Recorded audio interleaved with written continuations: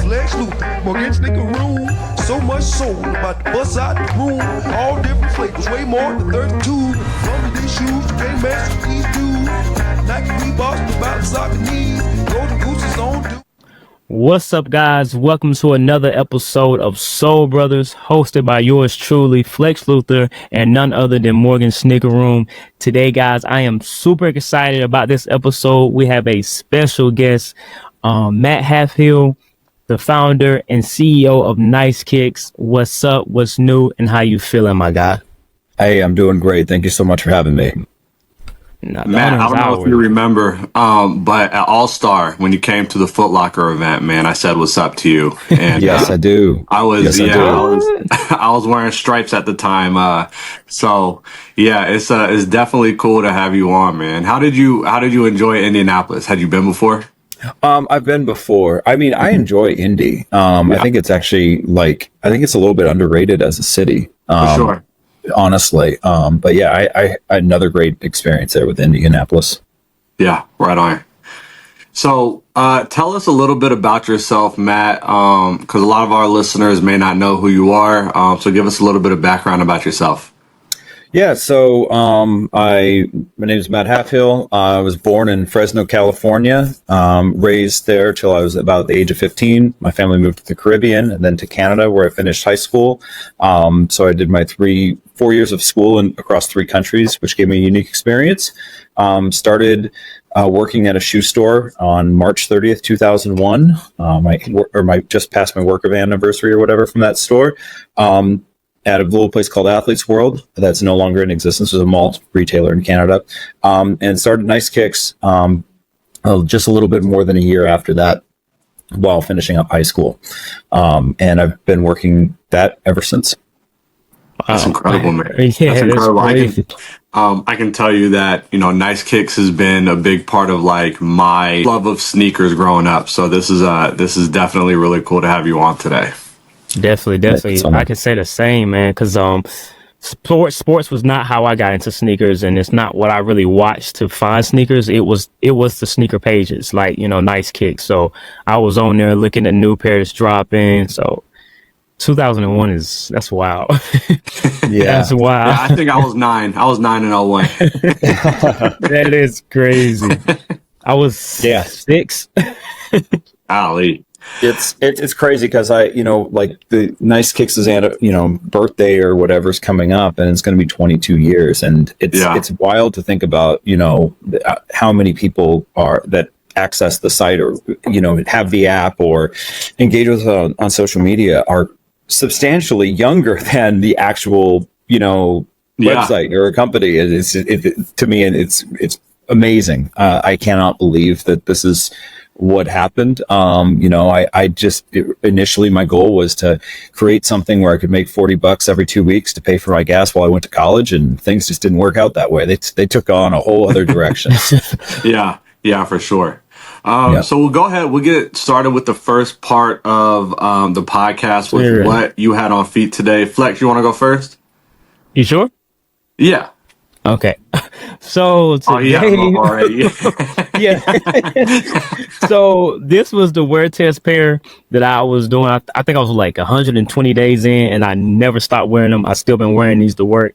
So as you can see, I think this is my first pair that I've actually worn down. This is my first pair, down to the heel, star loss, whatever else term that you can use to describe a beat up pair. Definitely my beater of the year. Probably of the century, but yeah.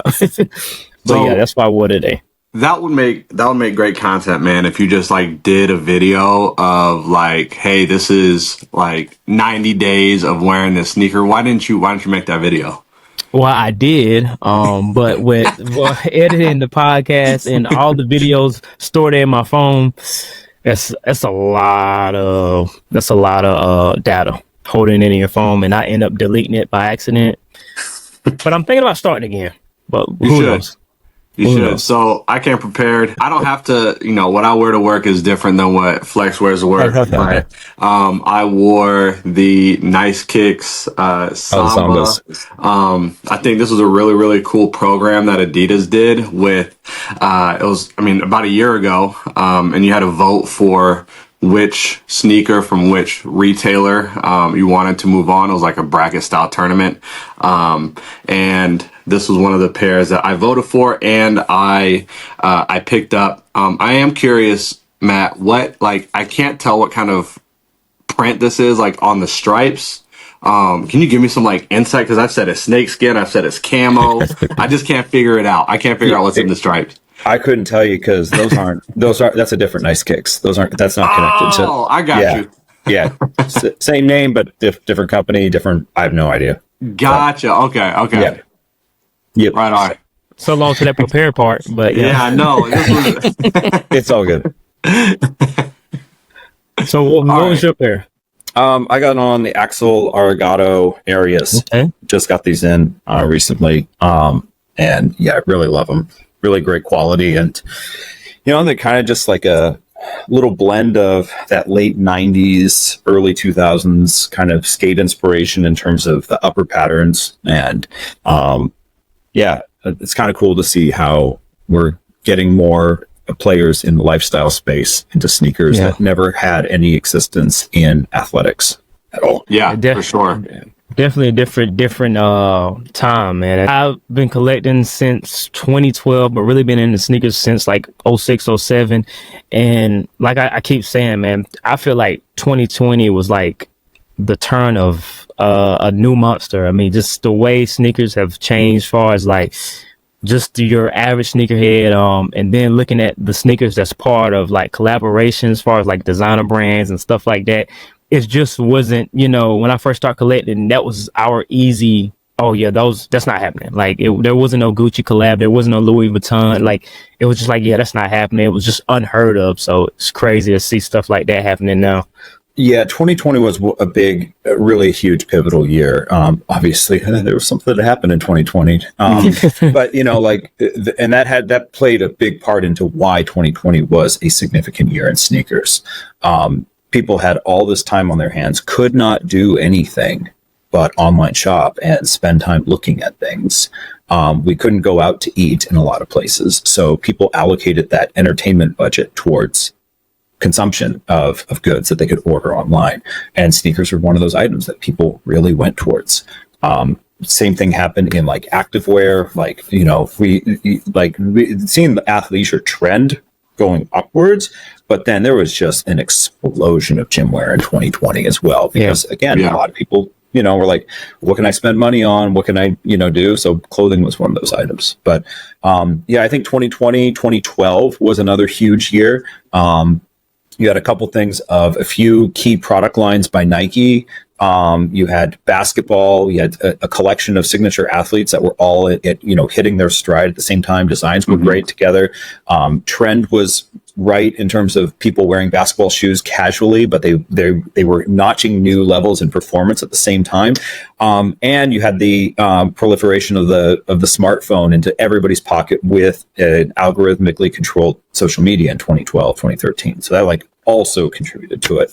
And then I think, another big year it goes back to 1996. And 96 had quite a few factors. That was a tipping point for people with cable in the homes. So that allowed them to see more sports content. Also leading into 96, Nike really had to sharpen their tools on all their marketing efforts with a variety of athletes because their key guy left the game in 93, which sent them into scramble mode, but made them get better. And then guess what? He came back in 96. So you had all this work leading up to here with all these products and everything. And you had cable coverage of sports bigger than ever. And then your A guy comes back. That's why 96 will be forever hard to top for Nike in terms of share of voice in the space. Yeah, 100%. It's interesting, kind of hearing this, kind of perspective, right? And, one thing that I really want to know is throughout all this time, we talk about 2020. We saw a lot of people get into sneakers in 2020 and have since left collecting sneakers. But what has kept you going through all this time? What has kept you passionate about sneakers through this whole time? It's more than the sneakers itself. That's why. If it was just leather and rubber, I would have been bored forever ago. it's kind of funny because like somebody was asked me a question like, what is it you like about sneakers the most? And what I found when I went through the answers of things, I'm like, wearing the shoes is actually one of the lowest on the totem pole for me. Yeah. I'm very, I don't know, people who know me, like, you know how weird I am. I obsess over lots of little things about shoes. I get really, really big on obsessing about like some things like breakthroughs in design, manufacturing, you know, all those little things. I really love looking at the engineering that went into creating these new products or even the components of the shoes. And I go down, then it gets to the storytelling. I love storytelling. I love marketing. I love how, you know, companies have this new task every season to try to find a new way to engage with consumers. I love that part. And then I really do love product. Like I really do love holding it, looking at it, seeing it. I mean, there are some that I really do care about how they perform. That matters most to me. And then I like the people who also that I get to meet through the process, who share in that passion. And then down the list at the very bottom is like, oh yeah, actually, you know, wearing them casually. So yeah, I think that's one of the hardest things to convey to people who aren't into sneakers. It is more than just wearing them, right? It is, for me, it's the storytelling, right? Like I am huge. I'm big into the storytelling of the sneaker. I want to know, why did you design it this way? Why, you know, why did you choose these colors? Why did you choose this material rather than that material? And there's just so much that goes into a sneaker than just, like you said, the leather and the rubber. And I think that's how me and Flexx started like really, you know, vibing, because we would talk about that stuff rather than just, here's a sneaker, here's the resale, the storytelling, and not just the storytelling of the sneaker, but like the storytelling of us loving the sneaker. So yeah, definitely connects with that. And I think too, like I can totally connect with you on the reselling part. Like that, there's probably nothing that bores me more than when I hear people talk about pricing. No kidding. I'm like, just like, I'm not interested. Yeah. Really. Like, can we talk about anything else? Like, Yeah. seriously. You know, a good friend of mine, rest in peace, Gary Warnett, said, you lost me at influencer. You lose me at resale. Like when people start talking about, I love the shoe, do you see how much it's reselling for? I'm like, cool, I'm not interested in this conversation. Yeah. So Do you consume sneaker TikTok at all? not honestly much, to be honest. That is, Strange place. Very strange place. Look, when I got onto sneaker TikTok, it was much different than what I was used to. I was used to the blogs and Instagram and kind of how the sneaker space worked there. And then I got to TikTok and it's just way different. It is just about resale and should you buy this shoe or should you buy it and hold it? And now we're trying to turn it into a place that is where we want it to be. And there's a lot of resistance, but it is definitely tough. So the reason why I don't consume a lot of sneaker TikTok is that's exactly what I saw. And it reminds me of that Homer Simpson meme where he walks into the bar, sees something, just puts his hat back on, walks right out. Like, nope, yeah, exactly. Nope, no part of this. I think that I go back to, why do you like these shoes? Why do you care about shoes? Right. And if so much is about, this is how much it costs, or this is how much this collection's worth, or this is, and it's like always quantifiable by numbers of dollars, I'm just like, I'm not interested. Because like there are so many stories to tell, and the one you're spending time on is, should I buy it or not buy it because it will potentially resell for? Like I really don't. I just don't know how we play in that. Like for us as a brand, like we're not going to get into that. Yeah, you know, like people say, oh, like always go where the you know, like the game of media is like a Gretzky idea of like going where the puck is going, and it's like we are as a brand are not going here. Yeah. So if that's where it's going to be, then we just won't be there. It's like in a way, like people years ago like asked us, "What's your Snapchat strategy?" And I'm like, we just didn't have one because it just didn't fit our brand. Yeah. Same thing was like, what's your Twitch strategy or your esports strategy? I'm like, what's the flavor of the month strategy that has nothing to do with your brand? That your brand can't show up without losing their integrity of who they are. Like, no, we're not going to play in that. It's just not right for us. So yeah. And I mean, it feels like as a consumer that the people who have been riding with you for so long are going to understand, like, this isn't this isn't the NiceKicks brand whenever they see you kind of go those separate ways.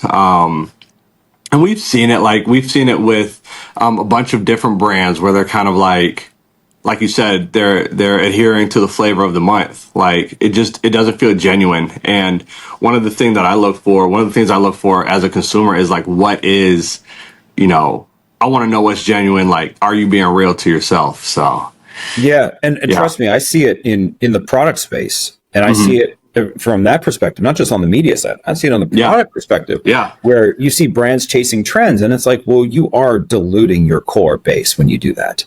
100%. Like, I know a lot of people think, oh no, it's incremental gains. Like, no, it's not.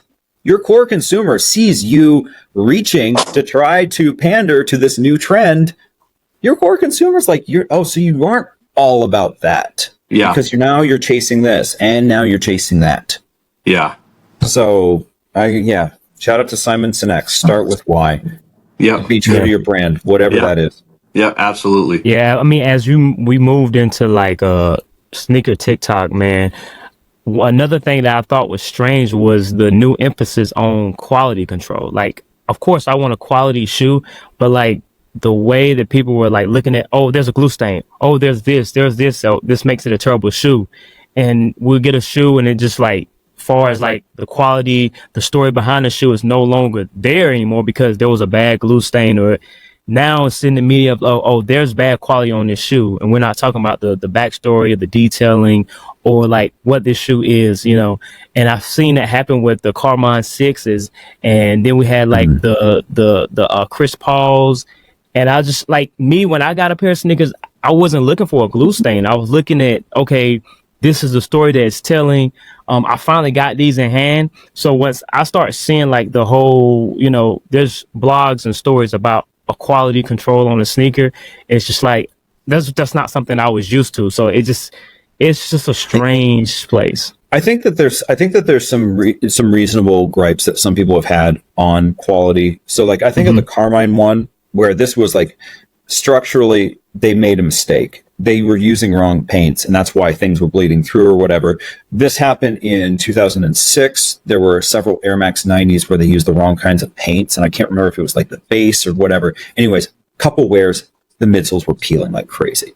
I think those are legitimate. Now, if there's a little glue from when you attach the cupsole to the upper to the cupsole, and a little bit bleeds up, like that's just kind of a fact. Like, yes, in theory, those should be wiped away. But like the bottom line is, when shoes are being mass produced and the numbers that they are, things are going to get through. They're going to slip through the cracks, right?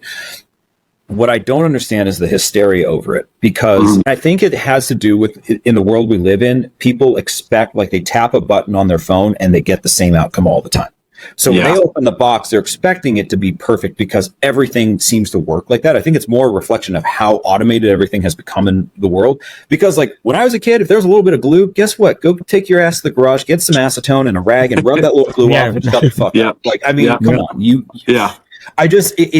I'm not saying like everybody needs to buck up and take care of like wiping away the extra glue, but the sky is not falling if a little bit of extra glue is on the shoe. Like there is some remedy here. Part of me thinks that it's the hysteria is to get those clicks. Cause I mean, again, this is something that I see mostly on TikTok. I think it's to get those clicks, but I remember all the time, like Saucony being notorious for having QC issues, and the QC was just minor glue stains, and nobody really cared that much. It was more of a joke. But now it's like dramatic music, cameras zooming in to the face, like, can you believe I got ripped off by so and so? And I think the mass hysteria is to drum up that content.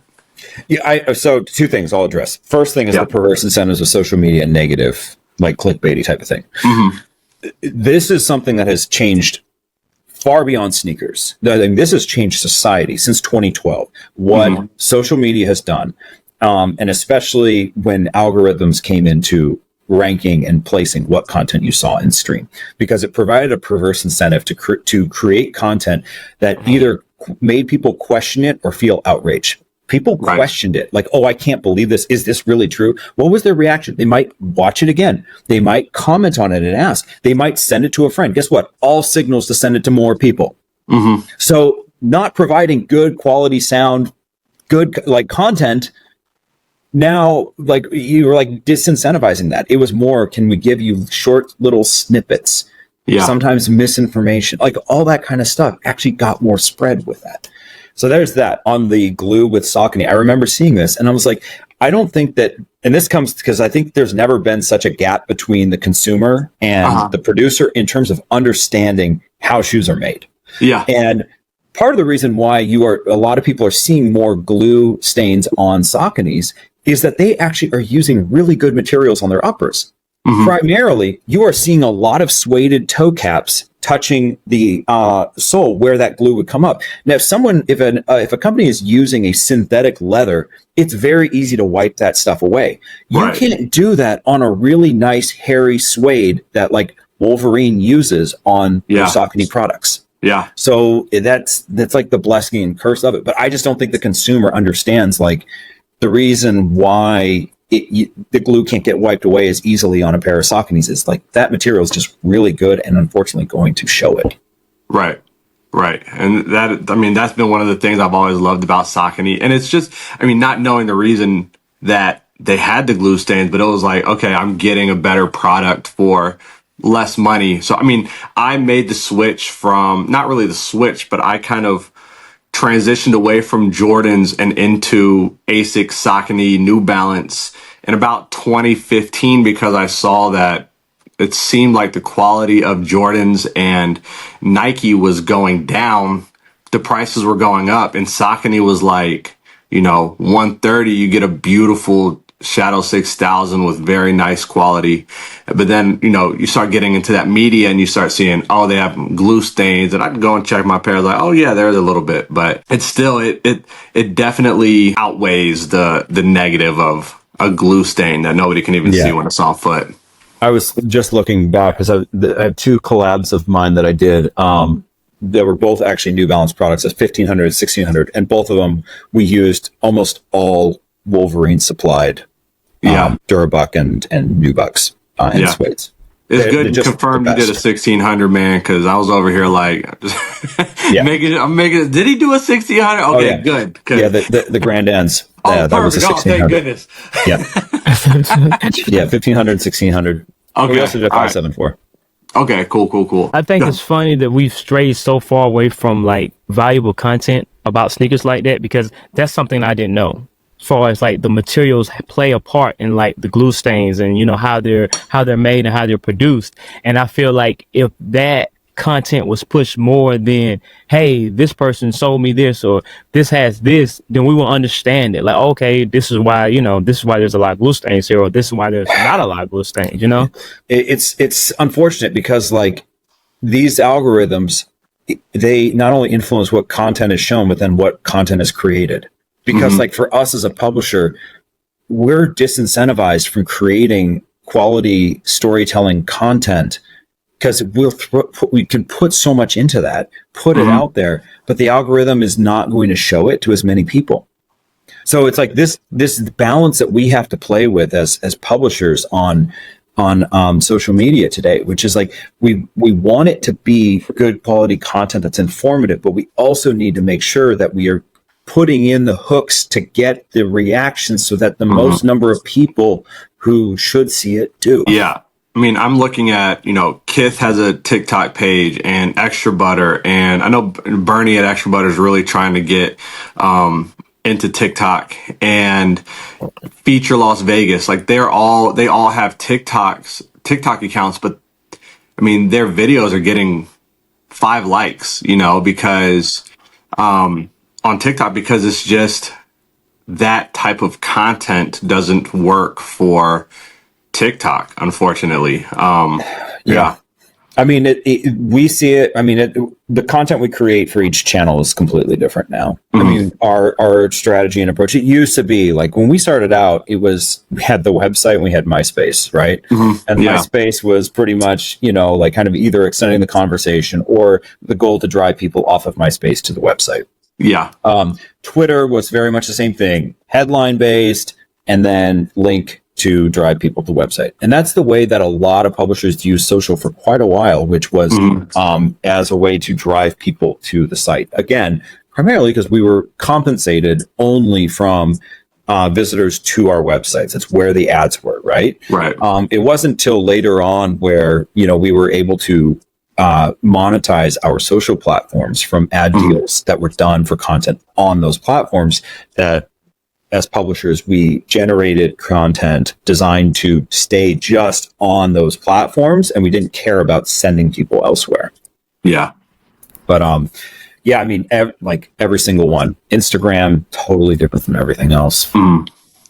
I think I like Instagram more as far as making sneaker content. But the only issue is, and I guess it really doesn't matter now because my views have been like squashed. Whatever the new, because I've tried to just stay true to just, I'm showing a shoe. These are the facts about it. Whatever, keep it moving. And I did a thing, 365 days of sneakers, because I've got over 600 pairs of sneakers in my collection, and just trying to give the storytelling on each shoe. And that is died. But with Instagram, that seems like something that could thrive there, because people, one, the type of sneakerhead that is on Instagram seems like they've been there a little bit longer. And two, the attention span on Instagram seems a little bit longer as well. Yeah, I think so too. I mean, it's an Instagram user is not a monotype. Like, there are all different types of people on Instagram. And the thing that I think what is the best approach really is for publishers or creators to be true to their style. And they could have multiple styles, but very true to that. And over time, what naturally happens is your audience will develop that likes that content. And really the definition of quality content, in my opinion, is content that your consumers are expecting of you.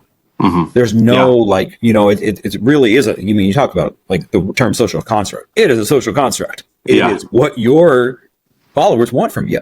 Yeah. And if you're giving them that, they're going to reward you. They're going to reward you with attention. They'll reward you by sharing it with their friends.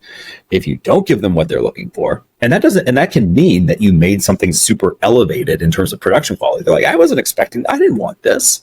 You need this mood music in the background. No, so it really comes down to give the people what they want. And that's definitely a strange thing now. Just like from my experience as a content creator now, it can get super exhausting because like you don't know what to put out really, because once you switch that platform, it's different. So like you might have a video that does very well here, does terrible here, does very well, and you're just trying to figure out like at the end of the day you might end up making 3 separate videos about the same thing, but they just the details inside the video, the content that's inside it is different just because of the platforms are so different.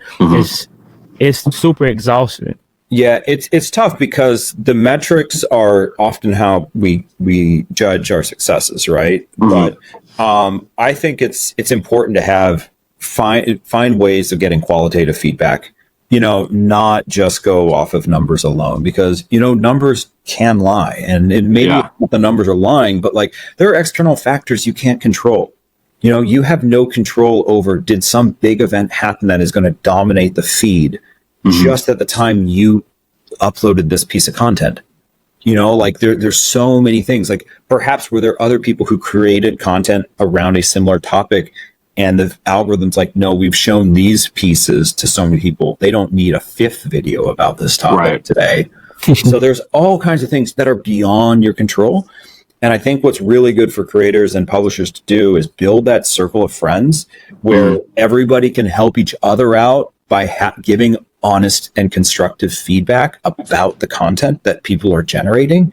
Because honestly, like the quality metrics, or maybe not metrics, but the quality assessment from people who are familiar with the content matter, I think, more than just the number of plays, really. Yeah.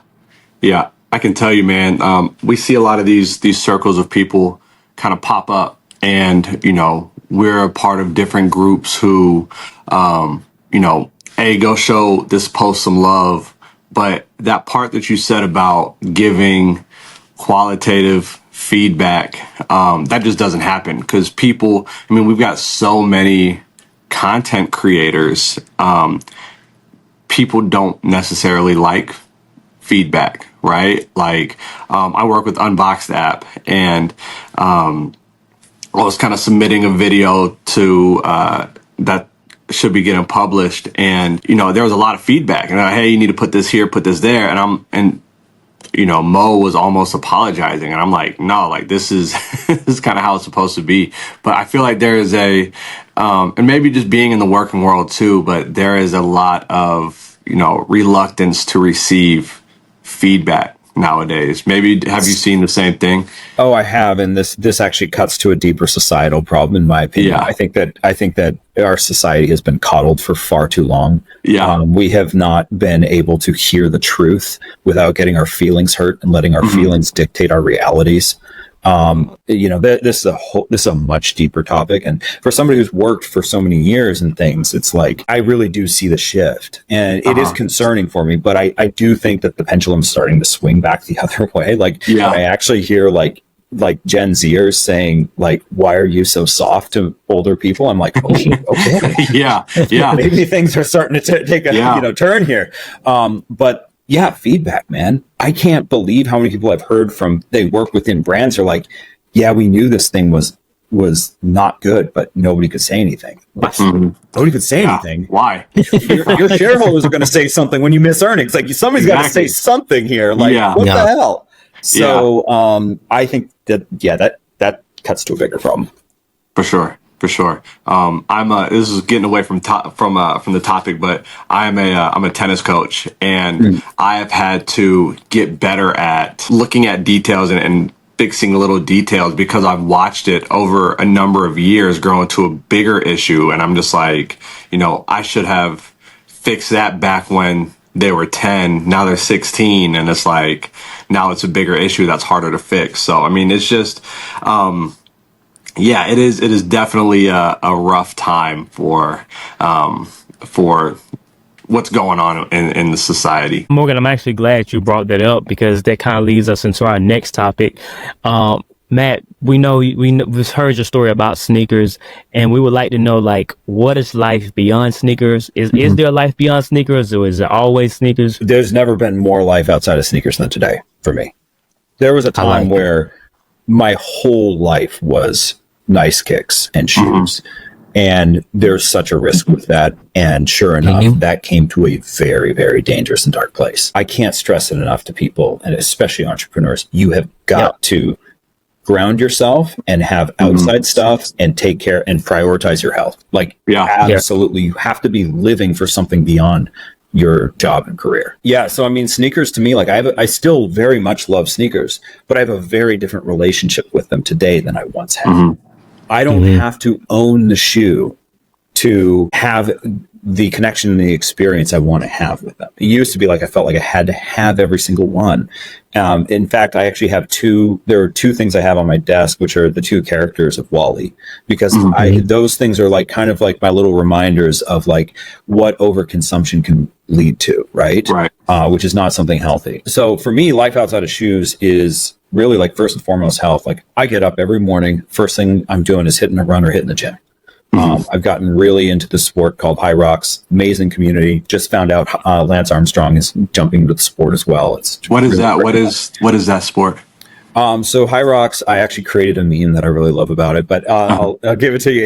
It's a fitness race that is a combination of running. There are 8 1-kilometer segments of running, and after each segment of 1 kilometer of run is a station or strength event. So, and the stations are like ski erg, sled push, sled pull, burpee broad jumps, row, farmer carry, weighted lunges, and then 100 wall balls to finish it off. Kind of like a Spartan run. It's kind of like a Spartan run, or a CrossFit kind of idea. Yes, but it's much more, functional. So.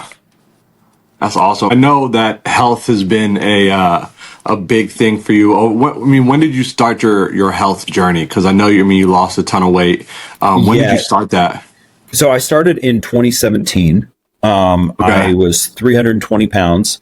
I could feel, I could actually feel, I knew that I was losing the sensation of touch in parts of my legs, which I knew was pre-diabetic nerve damage. Yeah. And I'd always just like put things off. I'm like, oh, I'll take it seriously one day. I'll take it seriously. But I was like, I just had that wake up call of like, you are pushing things to the point where you will not get the opportunity to change. So that was the wake up call. And that was when I started in 2017. And peak to valley, I was up, highest was 320, lowest was like 178. Now I'm around like 200 because of training. But yeah, that change. And it was, at first, I just thought it was about the physical stuff. I didn't realize how many mental changes would come from it. Yeah. You know, like when you change your diet and you change your inputs into your body, you could get a completely different set of outputs. Yeah. So I like mentally never been sharper. I've never been more focused and motivated than now. Also too, like, I don't know, it's just the sense of confidence is just there. And I think like when you just wake up and you get something ticked off every morning, you're like, okay, like nothing's going to stop me now. Yeah. But yeah, that had a huge impact then for the business too. Because that health bleeds over into your health in work. And, so yeah, that was hugely important for NiceKicks too. Yeah, that is something that I sometimes struggle with. Like during COVID, got up to lost it. I was down to 2, and then it just kind of goes back up and down. And now I'm in the process of starting to run again, watch what I eat.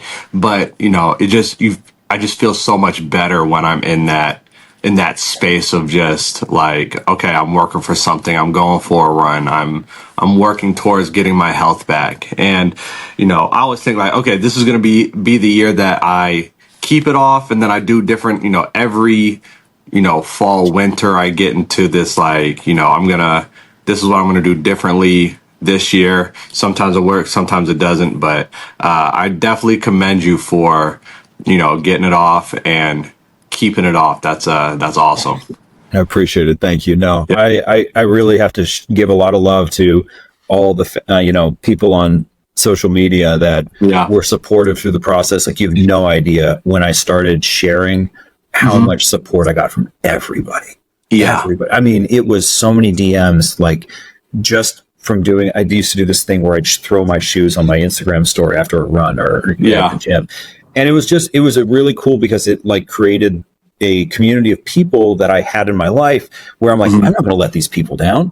Like they're already cheered for, I can't let them down now. Yeah. So yeah, that might be what I have to do, where it's just like, you know, cause then they're kind of holding you accountable in a way. Like maybe they are, maybe they're not, but in your brain, they're holding you accountable. Right. So the other thing I did was I got the Apple Watch. I use a Garmin now, but I got an Apple Watch. Yeah. The thing that Apple Watch had was you could add friends to it.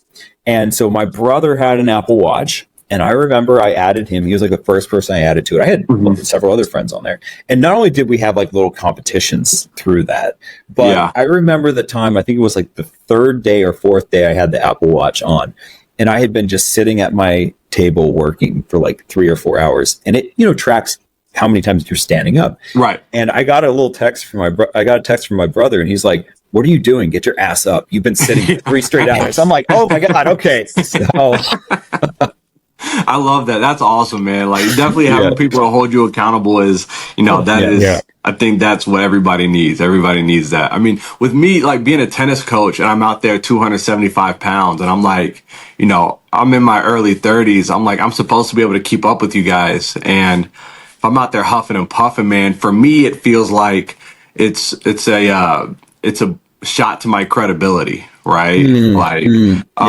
Even though I feel like my players are supposed to be able to beat me, if I'm out there winded and gassed and not even putting up a fight, then it's like, okay, no, that could be a reason I lose a client or something like that. So I feel you. Yeah, man. I really enjoyed this conversation. I know in one of our previous episodes, we talked about conversations that are being had and compared to the conversations we should be having. And I feel like sneakers, life beyond sneakers is definitely one of those conversations that should be had, because we're seeing a lot of, people that are truly falling in those dark places because they're not getting the likes, they're not getting the views, they're not getting the pairs. A lot of things people don't talk about when it becoming an entrepreneur is how lonely it is. I mean, it gets real lonely. Even if you have that team, you have that support, you're so passionate about being great, you kind of forget everything else. Just kind of like tunnel vision. Like, I'm passionate. I got to get where I'm going.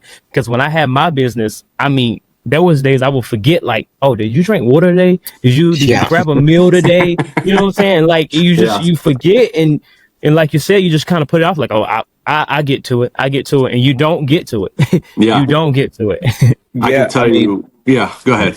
I was going to say, man, I literally just like crawl over to the gas station and just eat whatever's there, because I'm like, I just have to have calories at this point. Oh my God. It's you and the balance sheet, which can be a struggle at times. That's the only person you got to talk to, and that sucks. Yeah. Yeah. And I was go ahead. I was going through, I had a good first month. What I had was a small business selling apparel, and I was doing great. And then 2020 hit, people start, saving up, and I'm looking around my room and I'm like, I got all this capital, nobody to sell it to. And at that moment in that time, I felt like it was just the biggest, fail of my life. But, looking back, that's probably the best thing that could happen to me, because it made me start looking at, okay, you remember you was going 17 hours straight, no sleep, no food, you're not drinking, you're not healthy. And a lot of people miss, but it's underrated, the saying, health is wealth. You can't get anywhere. You can't take care of anybody. You can't take care of business if you're not taking care of yourself. Yeah. Health builds wealth. We got to get that right. That phrase right. We would say health is wealth. No, health builds wealth. Yeah, I like that. I've definitely experienced, trying to work as hard as you can, feeling like you did everything right, and then you still fail. And I think that's why people do give up. So yeah, man, like it can definitely be lonely. I appreciate that. I know the two of us, Flexx and I, we went into 2023 thinking about how, we're going to start monetizing, and, we're going to make, not necessarily, I mean, I love my job, and I never want to make content creation a full-time thing, but have it turn into a business, really. And it made it like less fun. Like, this always started off as a creative, kind of side thing, just a creative outlet.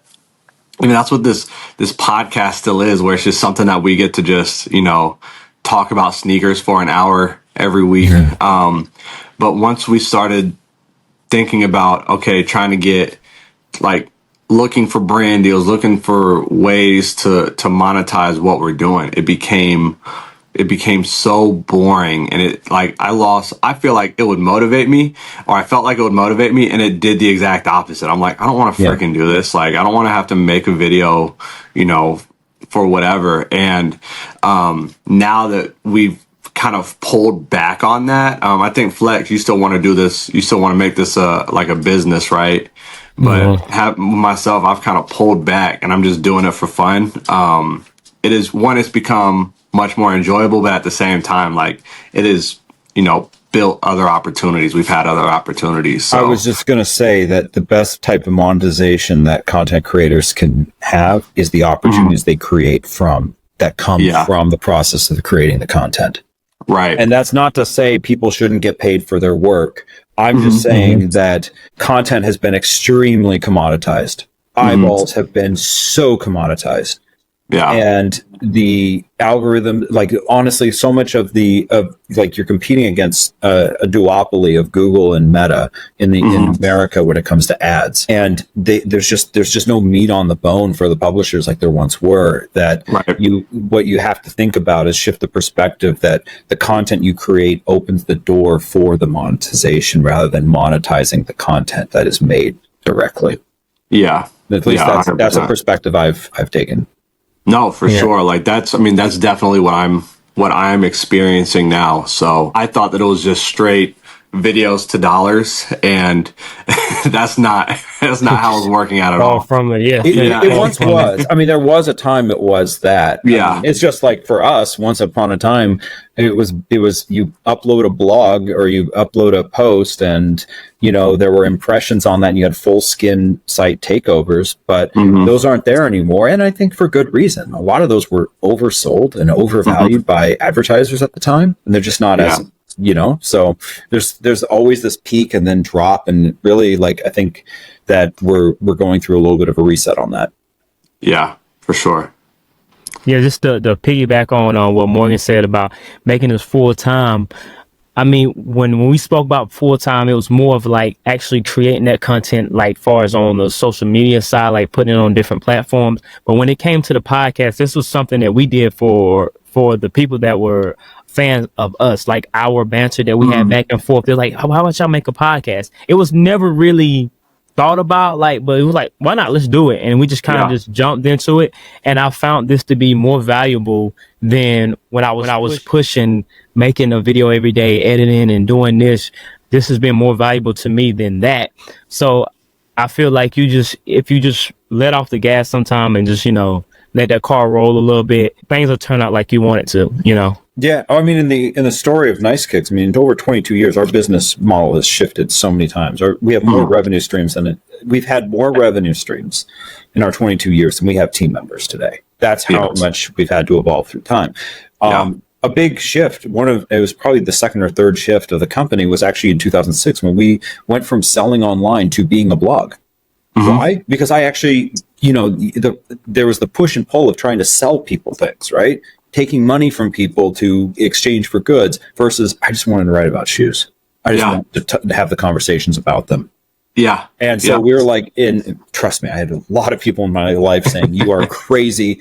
How are you going to make money if you're not getting money directly from your users and all that thing? And, but no, we made that move. Yeah. That's a great story. I mean, just from the beginning to currently, because like I said, if you start this whole content creation thing, it's like you see other people doing it and they don't really show like what's happening behind the scenes. They don't show what's going into those brand deals when they're signing those contracts. How many times they had to revisit that video, make it again, how many failed videos, how many failed emails. They don't so you go into this, you're thinking like, I'm gonna post a video, I'm gonna go viral, and TikTok as a platform has definitely pushed that because you'll have a random video that's really about nothing and it's like 6 million views. And next thing you know, this person is trending for the next 2 months. Now they have their own show. And I feel like that's what everybody thinks. Like I can just hop on here, throw something up there and it's going to blow and I'm going to be famous for the next month or so. And it's not like that at all. It's not like that at all. Yeah. I think also too, I've learned it the hard way over time is you have to balance seeing what else is going on in the space and then also ignoring what's going on in the space because you don't ever have the full context. You don't know, like like, trust me, there have been so many stars that have popped up out of nowhere. Right. Yeah. And I know the term industry plant gets thrown around a lot, but let me tell you, there are a lot of big names where they were picked to be something and there was huge amounts of money put behind them from the jump where it looks like they just started off running, but what you didn't know was how much money was behind it. Yeah. And all that kind of stuff. There's a lot of smoke and mirrors in social media. I mean, all the tricks of Hollywood have taken place. I have moved over into this space too. Yeah, I can tell you, and that's not something that really interests me. Like, I'm not interested in being, you know, the guy, because I mean, we've seen now that we've been making content for a few years. Like, I'm see. Both of us have kind of seen like, oh, like it is, while it seems organic, the more money that's put behind it, it's become kind of a facade, right? And so even Flexx and I, we have to kind of be a character on the videos where it's like, okay, I'm the pretentious Asics Saucony New Balance wearer. Flexx is he just likes Reeboks, but you know, that's why I think this podcast is good because we can have these real conversations that we've always wanted to have. and we can kind of do it in a long form way, and we can have the deeper conversations about sneakers that we always wanted to have. So yeah, and I think the most important thing is it's so much easier and so much more natural when you're just yourself. Yeah. So many people want to play a character, and oh my gosh, I can't imagine the stress it is to try to be in character. Yeah. And then let alone try to live in that character outside of the recording, because you're trying to maintain that character on the street. Like, oh, that sounds so painful to That's me. what people want. It's so tough. Like, that's what people want. People want us to fit into those characters that they've created for themselves. And like, when I do see people who have recognized me, I'm like, I know that I act a lot different than what the character is on TikTok, because I'm just like, oh my goodness, like, I'm just happy to be here and happy to, and that's who I really am. But like, when I turn on the camera, I just talk about like, hey, I like this Saucony sneaker that you've never heard of because the quality is this, and the materials are this, and the price point is this. It's a lot less expensive than your favorite Jordan that has all these flaws on it. And then I'm called an elitist. I've been called an elitist. That was fun. It's because I like Sauconys. Yeah. So, well, man, we've gotten to this. I mean, this has been a phenomenal conversation, and Absolutely. Flex, you'll get to talk here in a little bit when you show your showcase shoe, but we'll go ahead and we'll show our showcase shoe. I'm happy to find out that you did have a hand in creating this sneaker. So I'll go first on this one to kind of get some, some get back. So I did the New Balance 1600 NiceKicks. Oh, nice. The Grand Dance. Yes. Yeah, really, really, really cool shoe. I should have known it's got the logo on the tongue, but yeah, this was when I first started getting into New Balances, and I was just doing all this research and like, okay, what's come out, what do I like? This was one that I definitely had to pick up. So I really, really like this shoe. Oh man, it's so cool to see that. It is, yeah. With it. I love the 1600 too. I think that I hope New Balance continues or decides to start making, bring back out the 1600, because it is such a gorgeous shoe, and the 1500. Both of those shoes are just incredible. They're gorgeous. Flex, what'd you wear, or what shoe did you want to bring out? I went with the Kamikaze Low NiceKicks. Oh yeah, NBA Jam. NBA Jams. Definitely. I'm a huge fan of the Kamikaze silhouette. I know over maybe 20 to 25 pairs, including the lows. And when I seen this goes back to the beginning of the episode. We talk about storytelling. We talk about the details, and it's all in here. You can see the static from the TV. We got the NiceKicks logo here. And then one of my favorite part, the insole. I love the insole, like that screen right there with Sean Kemp there. And then, of course, the box, like the start screen, like those are things that you look for in a sneaker, and it was in my favorite silhouette, and I'm like, yeah, definitely easy showcase shoe. But I do feel like this was more of a quieter release. I feel like I had to kind of search for them a little bit when it came to them, because they were like release here, but I didn't see like an official release. So I had to hop on like, because I didn't see anything like, okay, they're officially releasing here, or they're officially releasing this date. And I actually got my pair from a different site before they, like, there was like an official, like, okay, they're released here at NiceKicks. But glad to have them in my collection, and definitely my showcase shoe of the day. Matt, who'd you play with on NBA Jam? So I was a big user of the Hornets. I love playing with the Hornets. Yeah. Charlotte. Yeah, Charlotte. Man, it's, and especially on the tournament edition, you could do the power-ups and do a full court slam with Muggsy Bogues. I'm telling you, that should just be the walk-off, like you win the game at that point. Yeah. Like, if you can hit the dunk icon and do a full court slam with Muggsy Bogues, man. Yeah.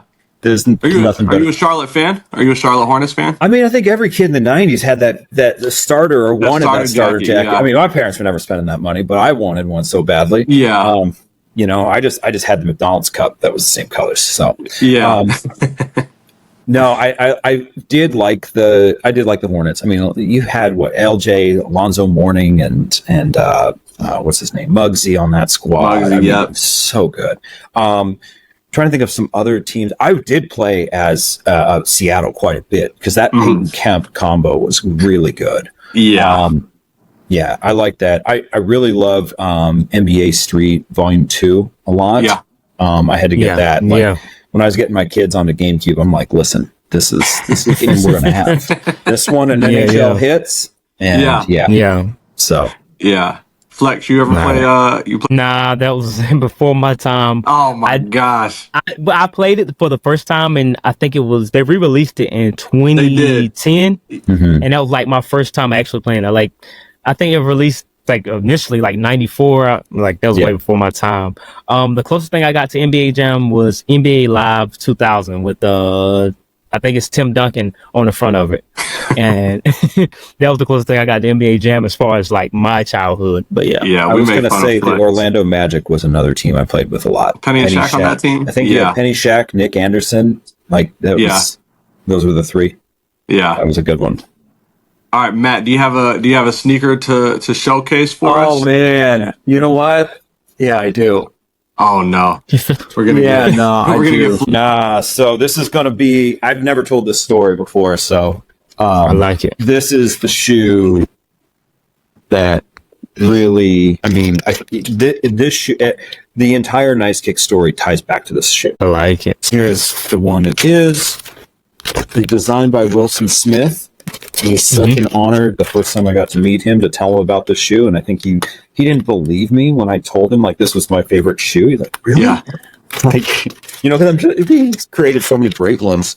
Yeah. This is the Nike Air Assailant.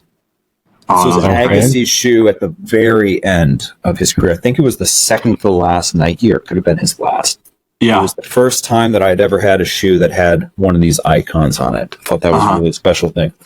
So the backstory of it, I had two friends in high school who had this shoe.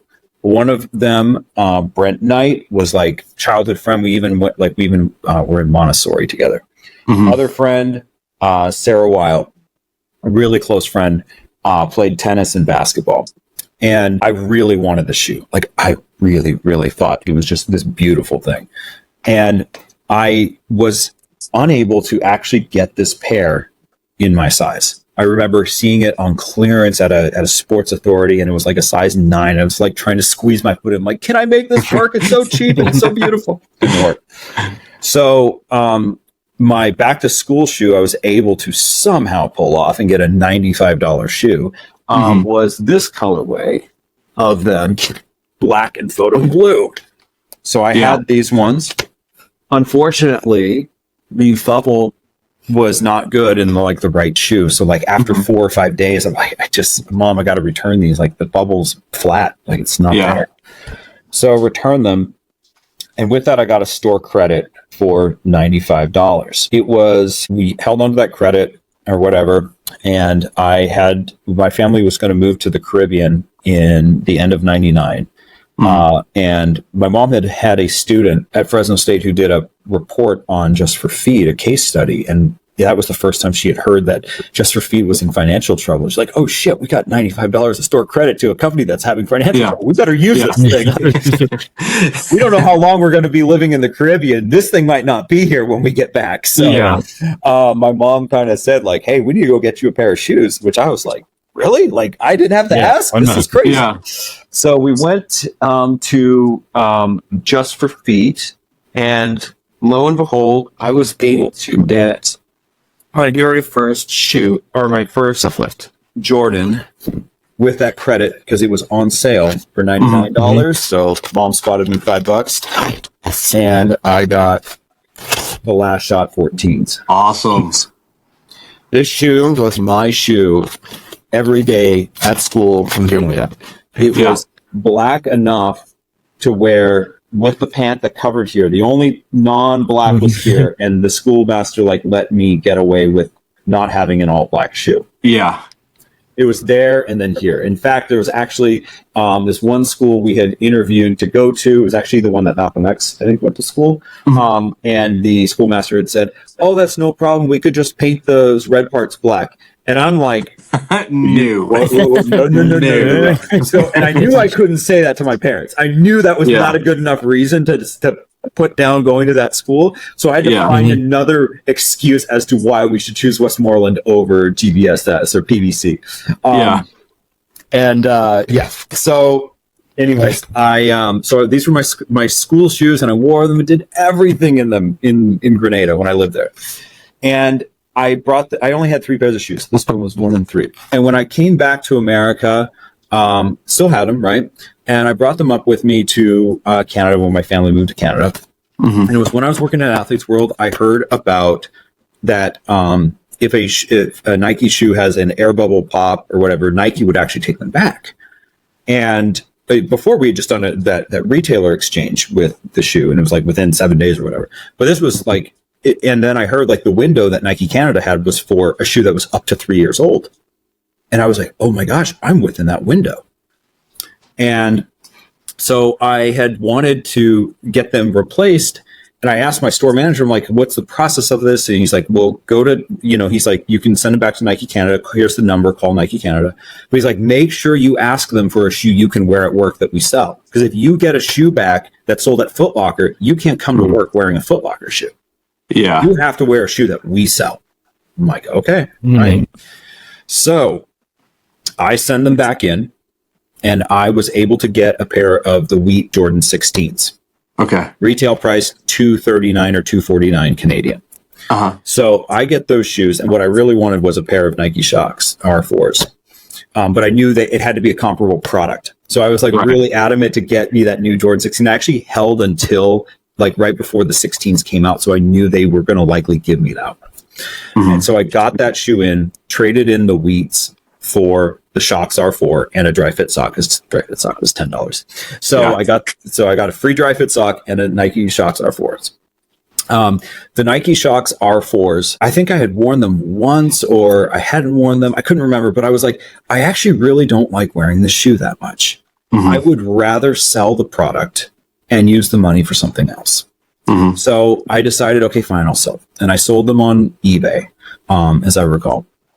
And I sold the shoe on eBay, and then like a month or two goes by, and I get a call while I'm like doing an internship at the university in a chem lab from my work, and I see the phone number come up.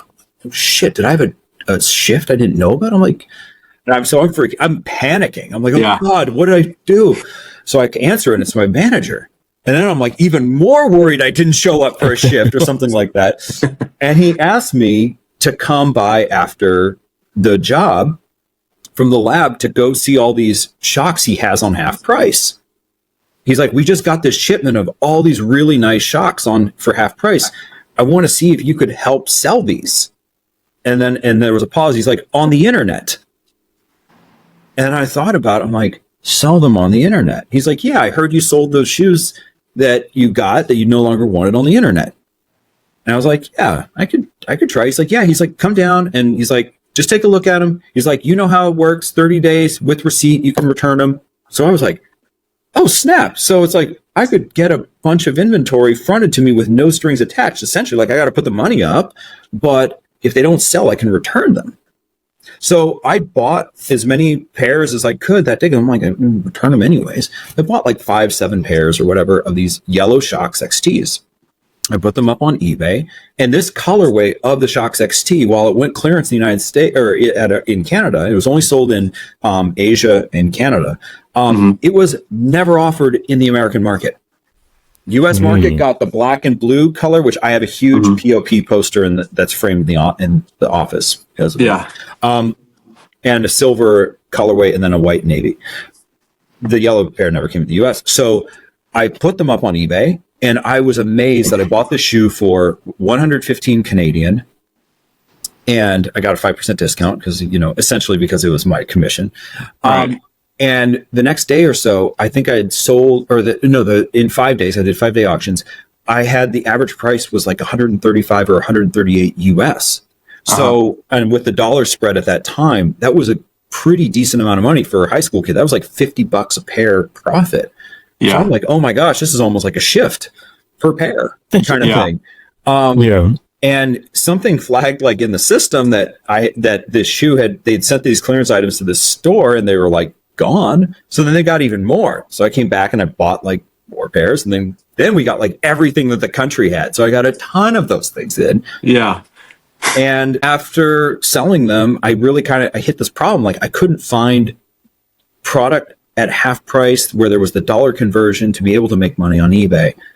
That was a difficult thing. But then the other thing too that happened was that I was still working in the store, and this guy walked in. He was wearing a pair of like vintage Reebok pumps, and I asked him like, "Yo, where'd you get those?" And he said, "I got them on eBay." And like at first I was like, "Hey, yeah, I know, it's all on eBay." But I'm like, for whatever reason, I was like, he gave all the credit to the platform and not the seller.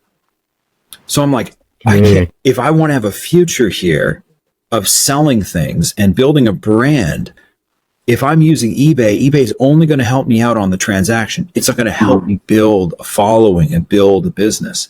I'm like, I'm going to have to build my own website if I want to, build the end-to-end process. Yeah.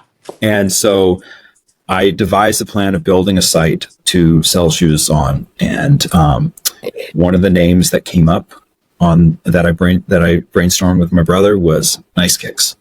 And it was because it was a term that why it stood out. It was a term that I had heard in the three countries I lived in. I'm like, okay, that's the name.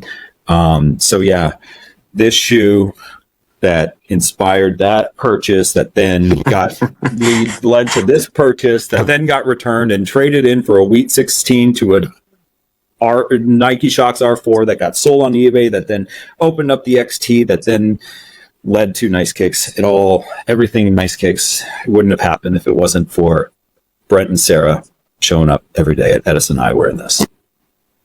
That is incredible. Wow. That's incredible. That is a story right there. Yeah. That is a story for sure. And now you're here on the Soul Brothers podcast, man. Who would have thought?